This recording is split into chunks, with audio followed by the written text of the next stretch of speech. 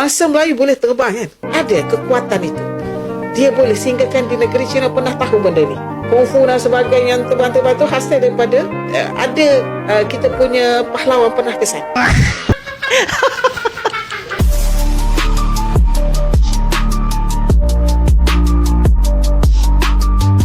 Hai guys, jumpa lagi dengan Bang Re. Nah guys ya, menurut Profesor Malaides, Kungfu Cina yang bisa terbang-terbang itu belajarnya dari pahlawan Malaides. Waduh, apa bener ini ya guys ya? Kita simak dulu video ungkapan dari Profesor Malaides ini ya guys ya, seperti apa? Let's go. Kita bangsa Melayu, bangsa yang ada rasa, prarasa. Prarasa, apa itu prarasa ya guys? Maksudnya dia berbeza dengan bahasa Eropah. Dia berbeza dengan bahasa Arab. Oh, jadi prarasa ini berbeda dengan bangsa Eropa, berbeda dengan bangsa Arab ya. Itu prarasa ya guys ya. Dia berbeza dengan bangsa Afrika. Tetapi Melayu ini prarasanya tinggi. Maksudnya prarasa itu apa, Prof? Prarasa itu dia ada satu kebolehan. Oh, suatu kebolehan prarasa itu ya, firasat katanya. Firasat. Okey. Firasat, ada kebolehan firasat yang kuat untuk berhubung dengan Berhubung dengan makhluk gaib atau gimana ini? maklumat-maklumat yang terjadi kepada tok nenek mereka. Itu prarasa, dia panggil rasa. Dan itu hanya ada pada bangsa Melayu. Oh, itu hanya ada pada bangsa Melayu Malaides ya guys ya. Ya, bangsa Melayu boleh terbang kan? Ada yang kita ada Cerita-cerita dia betul. ada kekuatan itu. Dia boleh singgahkan di negeri China, pernah tahu benda ni. Kungfu dan sebagainya yang terbang-terbang tu hasil daripada kita punya pahlawan pernah kesan.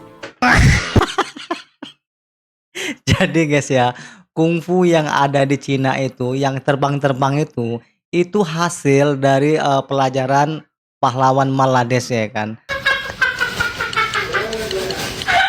Nah ini gimana nggak komplain bangsa Cina ya guys ya, kalau kungfu Cina itu diajarkan Malaides. Itu gimana nggak komplain bangsa Cina ya guys ya, kalau kungfu Cina itu diajarkan oleh Malaides. Itu namanya penyelewengan sejarah ya guys ya. Fakta digantikan dengan emosi namanya ini. Jadi ini bukan untuk mengajarkan rakyatnya pintar, justru malah menjadi keributan atau memecah belahkan rakyatnya karena sudah mengubah sejarah yang sebenarnya. Jadi bisa dikatakan Malaides ini krisis integriti dan intelektual ya. Karena profesornya itu tidak tahu mana yang fakta dan mana yang fantasi. Kita lanjut lagi guys, let's go. Bangsa Melayu boleh terbang? Hah? Bangsa Melayu boleh terbang, ha? Ini bangsa Cina komplain guys. Hari ini kita akan memperkenalkan seorang profesor di Malaysia namanya Soleha Yaakob. Dan profesor ni mengatakan bangsa Melayu boleh terbang sehingga kan dia memberikan inspirasi kepada orang Cina untuk terbang. I'm not making this up. Betul. Jom kita dengar. Prarasa, dia panggil rasa. Dan itu hanya ada pada bangsa Melayu. Ya, bangsa Melayu boleh terbang kan? Ada yang kita ada Cerita-cerita dia betul. ada kekuatan itu. Dia boleh singgahkan di negeri China, pernah tahu benda ni. Kungfu dan sebagainya yang terbang-terbang tu hasil daripada kita punya pahlawan pernah kesan. Now, saya dilahirkan pada tahun 90-an dan saya boleh katakan aksi-aksi terbang-terbang ini adalah daripada segi cerita dongeng, mitos, movie. You see, kita orang Cina tak ada kata kita sendiri boleh terbang. Yang terbang-terbang tu semua dalam movie sahaja. Orang Cina sendiri mengatakan tak ada tuh cerita teman-terbang. Itu cuman movie saja ya guys ya.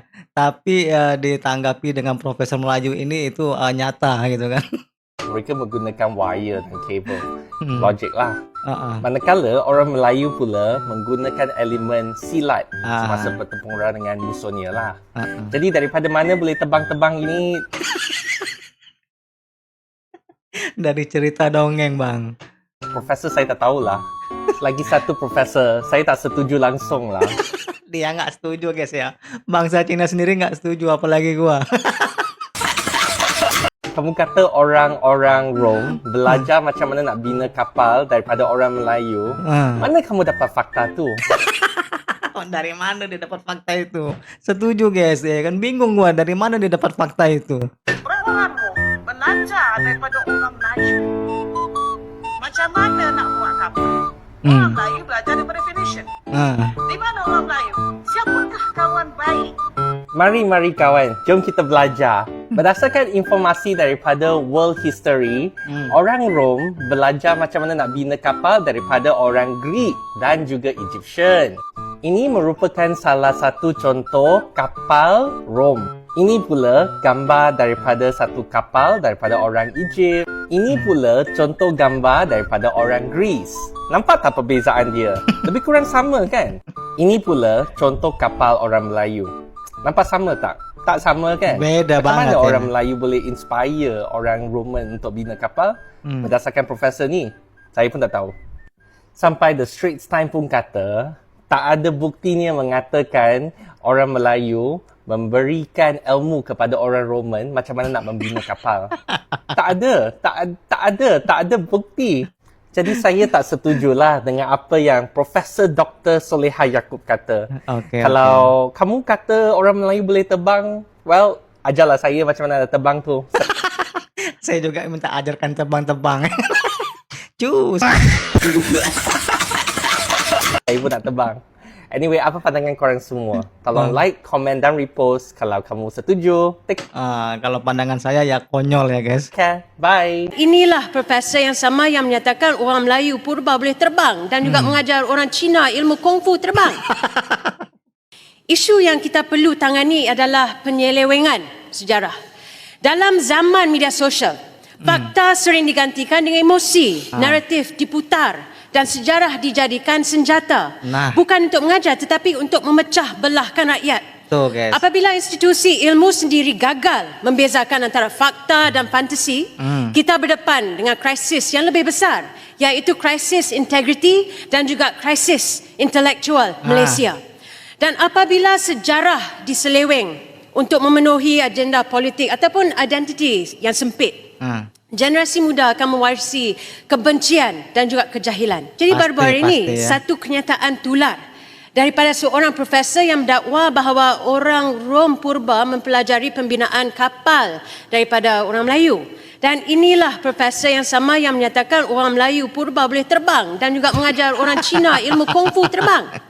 Ramai sejarawan telah menegur perkara ini sebagai satu penyelewengan sejarah yang tidak berasas dan menegaskan bahawa sejarah mesti berpaksikan bukti yang sahih, bukan mitos, bukan fantasi. Apabila sejarah dijadikan bahan propaganda, ia bukan sahaja memperbodohkan masyarakat, tapi juga memecah belahkan rakyat. Seperti yang disebut oleh Dr. Sahul Hamid, seorang pensyarah Universiti Pendidikan Sultan Idris, pseudo-history melemahkan masyarakat dengan mencipta realiti yang palsu dan juga dipengaruhi dengan naratif kebangsaan yang tidak benar. Dan inilah sebabnya ARKID perlu diberi mandat dan dana tambahan untuk melancarkan inisiatif sejarah digital nasional agar bahan sejarah yang sahih boleh diakses secara terbuka dan digunakan di sekolah serta universiti. Kita mesti mendidik rakyat agar tahu membezakan antara sejarah yang disahkan dan juga sejarah yang direka. Nah ini guys ya, parlemen mereka sendiri mengatakan kalau profesornya itu tidak bisa membedakan mana yang fakta ya kan, mana yang fantasi. Nah ini ada lagi ya guys ya, dongeng dari Profesor Malades ini, bahwa profesor ini mengklaim orang Melayu Malades ini mengajarkan Rom cara membuat kapal. Kehebatan maritim orang Melayu di Funan ini. Mereka ini sehingga kan dikenali sebagai kerajaan maritim dan hebat dalam membuat saliran penanaman. Jadi kalau nggak salah guys ya, profesornya ini kemarin pernah juga kan viral mengatakan kalau emas itu nggak ada di Arab, yang banyak emas tuh di Malaysia.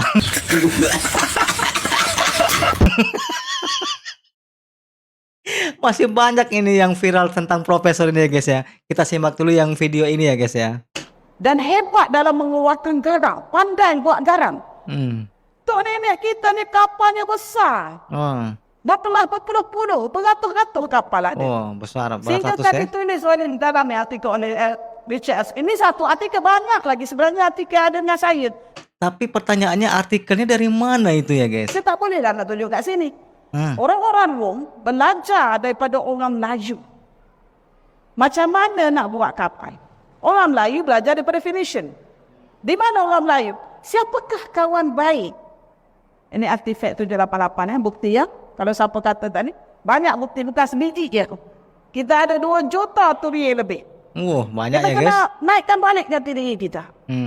Ya, 2 juta turie, beribu-ribu relau ada. Entah ini dapat ceritanya dari mana sejarahnya guys ya. Jadi menurut bukti ya, sejarah yang diakui luas sejarawan dan arkeolog ya, itu tidak benar ya guys ya.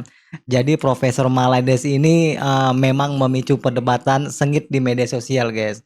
Karena nggak ada bukti arkeologis atau dokumentasi sejarah yang kredibel ya, bahwa Malades ini yang mengajarkan Romawi buat kapal. Setahu saya ya guys ya, bangsa Romawi kuno itu telah mengembangkan teknologi pembuatan kapal mereka sendiri lah ya, yaitu berabad-abad yang disempurnakan dari pendahulu mereka, seperti bangsa Fenisia, Yunani, dan Kartago ya kan. Jadi mereka memiliki armada angkatan laut yang kuat dan canggih untuk menguasai laut Mediterania.